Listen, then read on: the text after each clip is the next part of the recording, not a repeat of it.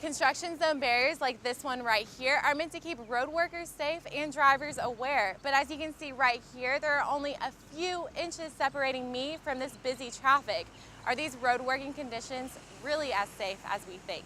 The organic craze has hit, and the health food phenomenon have places like this booming with business. But are your munchies really worth your money, and are there healthier options for your wallet?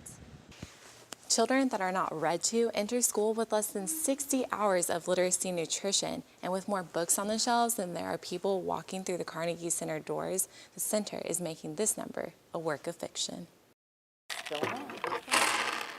It's all fun and games learning at the Carnegie Center for Literacy and Learning. It was a former public library, but the center has more than just checking out books.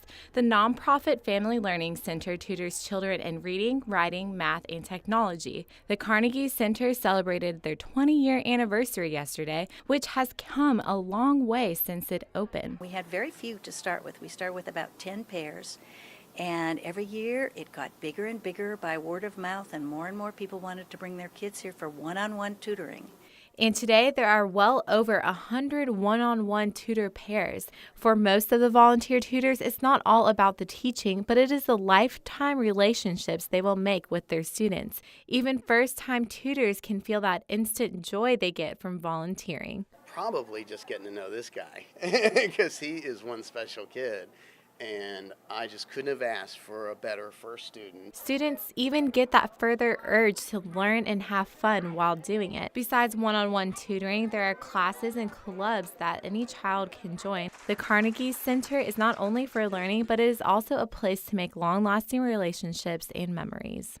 Swear I hold all I have, swear I hold. The silence is broken in downtown Lexington. Victims of domestic violence, their friends and family finally have a chance to speak out. I'm here tonight because nobody should ever have to grow up knowing that they're an easy target. Domestic violence not only is physical, but it can cause mental pain. So many years I watched my mother be abused by her boyfriends, and so when my mother cried and when she hurt, I was the one there to comfort her, and I was the one there to mend her broken heart.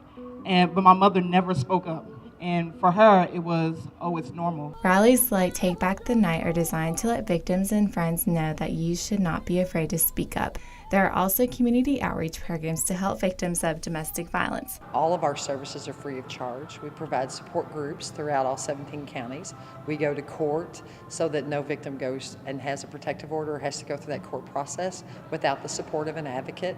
This year, Kentucky State Legislature proposed to cut the budget for these programs.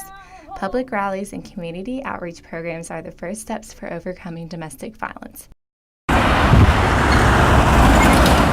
This is one of the busiest roads in Lexington, Newtown Pike. It connects right to Interstate 75 and goes straight to downtown Lexington. It's a heavy traffic road resulting in a lot of upkeep and construction. Because you have some vulnerable people that are out, that are exposed on these workways or roadways that are working. It's a dangerous workplace when working next to fast-moving cars. According to the Federal Highway Administration, a person dies every 15 hours and 4 are injured every hour in a work zone. Construction zone barriers like this one right here are meant to keep road workers safe and drivers aware. But as you can see right here, there are only a few inches separating me from this busy traffic. Are these road working conditions really as safe as we think? The Kentucky Transportation Cabinet has followed the trending campaign to promote highway safety, and they do that by showing these types of signs next to a work zone. In the past 3 years, 11 people have died and 471 people were injured on Kentucky highway construction areas. We may never know how many have been saved, but I know that the fatalities have decreased over the years. Along with the signs, the Cabinet is airing a public radio safety announcement featuring their employees and children of employees.